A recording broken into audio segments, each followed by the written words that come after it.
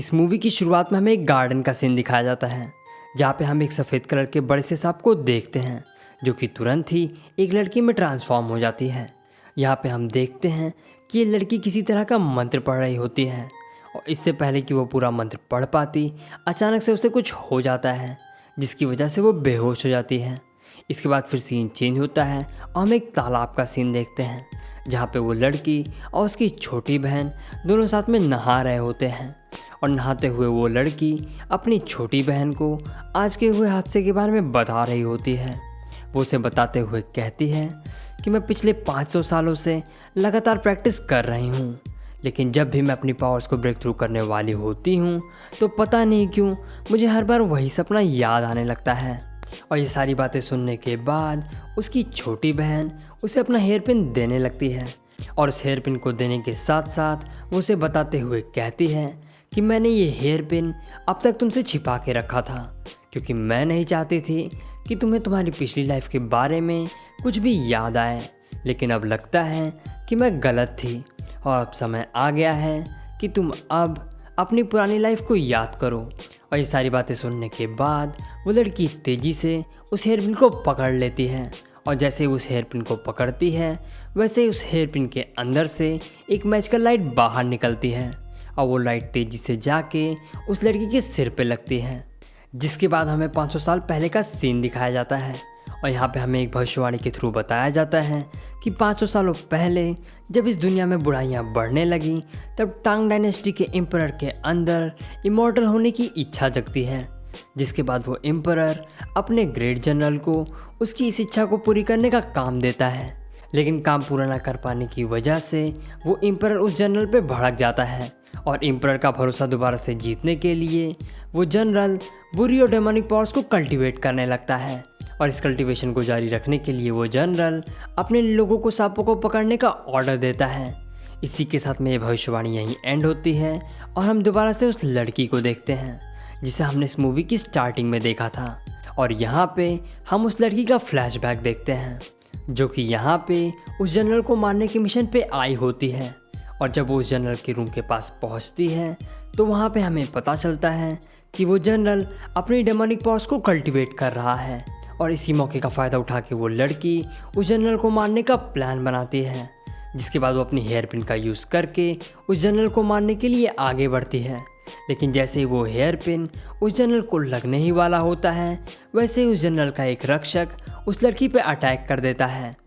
जिसकी वजह से वो लड़की वहाँ से नीचे गिर जाती है और वहाँ खड़े सभी सोल्जर्स की नज़र उस लड़की पे पड़ने लगती है। जिसके बाद वो रक्षक और वहाँ खड़े सभी सोल्जर्स उस लड़की को मारने के लिए आगे बढ़ते हैं और उस लड़ाई में रक्षक और उस लड़की की हेड टू हेड फाइट हो जाती है। और काफ़ी देर तक लड़ने के बाद आखिरकार वो लड़की उस रक्षक की ताकतों से हार जाती है और एक धमाके के साथ में वो लड़की पानी में जाके गिर जाती है। इसके बाद फिर सीन चेंज होता है और हम एक अननोन जगह का सीन देखते हैं जहाँ पे एक रूम के अंदर वो लड़की बेहोश पड़ी होती है। और जब उसे होश आता है तो उसे समझ नहीं आता कि वो इस समय कहाँ पे है और ख़ुद को एक अननोन जगह पे पाके वो लड़की काफ़ी घबराने लगती है और उस रूम में यहाँ वहाँ दौड़ने लगती है। जिसके बाद उस लड़की को उस रूम में किसी के आने की आवाज़ सुनाई देती है और वो तेज़ी से उस रूम के एक कोने में जाके छिप जाती है। इसके बाद हम देखते हैं कि इस रूम में एक बूढ़ी औरत की एंट्री होती है जो कि इस लड़की को छिपा हुआ देख के उससे कहती हैं कि हे लड़की, तुम यहाँ पे सुरक्षित हो और तुम चाहो तो बाहर आ सकती हो। और उनकी ये बातें सुनने के बाद वो लड़की उनसे उस जगह के बारे में पूछने लगती है। साथ ही साथ वो उस बूढ़ी औरत से ये भी पूछती हैं कि आखिर वो यहाँ पे कैसे पहुँची।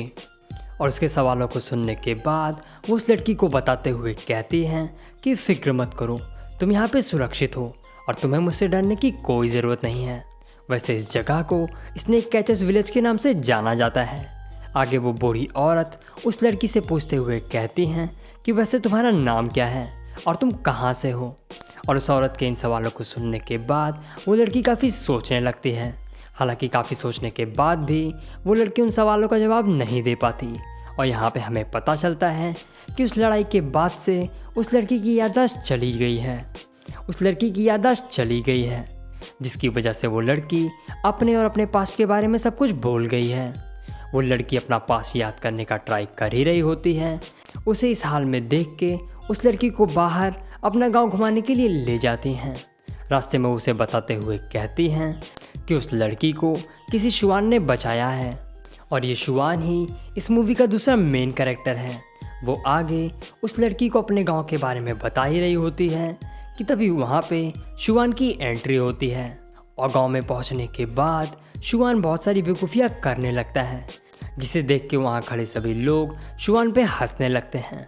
आगे वो बूढ़ी औरत शुआन को उस लड़की के बारे में बताने लगती है। साथ ही साथ वो उसे ये भी बताती है कि इस लड़की की याददाश्त जा चुकी है और अब उसे अपनी और अपने पास्ट लाइफ के बारे में कुछ भी याद नहीं है। ये सारी बातें जानने के बाद शुआन उस लड़की के पास जाके उससे कहता है कि हे, मैं हूँ शुआन,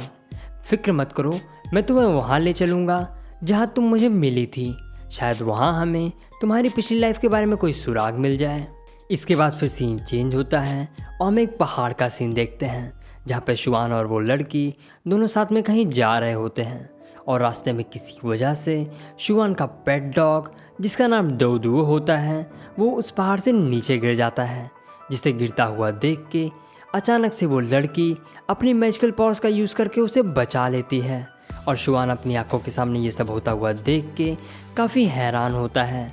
इसके बाद फिर सीन चेंज होता है और हम उस पहाड़ के ऊपर का सीन देखते हैं जहाँ पे शुआन और वो लड़की दोनों किसी सुराग की तलाश में आए होते हैं। वहाँ पहुँच के शुआन उसे उस जगह के बारे में बताने लगता है। असल में यहाँ पे शुआन अपने गांव के लोगों के लिए जड़ी बूटियों को सुखा के उनसे दवाइयाँ बनाने का काम करता है। आसान शब्दों में कहूँ तो जब उसका सांप पकड़ने का मन नहीं होता तो शुआन अपने गांव से दूर इस पहाड़ पे आके टाइम पास करता है और इस जगह के बारे में बताने के बाद शुआन सीधा मुद्दे पे आता है और उस लड़की को उस जगह के बारे में बताने लगता है जहाँ पे शुआन को वो लड़की मिली थी। और जैसे ही वो लड़की उस झरने के किनारे पहुँचती है अचानक से उसे कुछ याद आने लगता है और उस मेमोरी के अंदर हम देखते हैं कि कोई औरत किसी को उस जनरल को मारने का ऑर्डर दे रही होती है और जिसको वो ऑर्डर दे रही होती है वो हिचकिचाते हुए इस काम को करने से मना कर रही होती है। साथ ही साथ उस मेमोरी के अंदर हम ये भी देखते हैं कि वो औरत जो कि सबको ऑर्डर दे रही होती है वो किसी को थैंक्स भी बोल रही होती है। अब इन सारी चीज़ों का क्या मतलब है ये तो हमें कहानी में आगे ही पता चलेगा। और वो मेमोरीज याद आने की वजह से वो लड़की थोड़ी निराश और दुखी हो जाती है और उसे निराश होता हुआ देख के शुआन उसका ध्यान दूसरी तरफ खींचने का ट्राई करता है, लेकिन यहाँ पर ठीक उसका उल्टा हो जाता है और उस लड़की का मेमोरीज से ध्यान हटने के बजाय उसे और भी कई सारी मेमोरीज याद आने लगती हैं, जिसके बाद उसकी किसी मैजिक की वजह से शुआन नीचे गिर जाता है। लेकिन वो मैजिक शुआन को हार्म करने की जगह पे उसके छाते को जादुई और उड़ने वाले छाते में बदल देता है और उसकी इस मैजिक की वजह से शुआन आसमान में उड़ने लगता है और इस मज़े को उस लड़की के साथ शेयर करने के लिए शुआन उसे भी उस छाते पे बुला लेता है, जिसके बाद वो दोनों साथ मिलकर उस छाते पे उड़ने लगते हैं और उड़ते उड़ते वो दोनों बहुत सारी नई और अनोखी जगहों से होकर नई नई जगहों की तरफ आगे बढ़ने लगते हैं और उड़ते उड़ते वो दोनों एक जंगल में पहुंच जाते हैं जहां पे कुछ जहरीले सांप उन दोनों पे हमला करते हैं और उन सांपों के हमले की वजह से उन दोनों का उस छाते पे बैलेंस बिगड़ जाता है और वो दोनों उन सांपों से बच के किसी तरह से एक पहाड़ पे पहुंच जाते हैं और बैलेंस बिगड़ने की वजह से शुआन पहाड़ से नीचे गिरने लगता है। लेकिन उसके गिरने से पहले ही वो लड़की शुआन को आके बचाने लगती है, लेकिन जैसे ही वो शुआन का हाथ पकड़ती है वो ग्रीन हेयर पिन जो कि शुआन के हाथ में होता है वो पिन तेज़ी से चमकने लगता है और उस लड़की की बॉडी में कुछ होने लगता है, जिसकी वजह से उस लड़की को कुछ और मेमोरीज याद आने लगते हैं और मेमोरीज याद आने के बाद वो लड़की उस पहाड़ से नीचे गिर जाती है। वीडियो पसंद आई हो तो इस वीडियो को लाइक और चैनल को सब्सक्राइब करना ना भूलें और अगर आपको किसी मूवी का एक्सप्लेनेशन चाहिए तो आप मुझे कमेंट सेक्शन के थ्रू बता सकते हैं।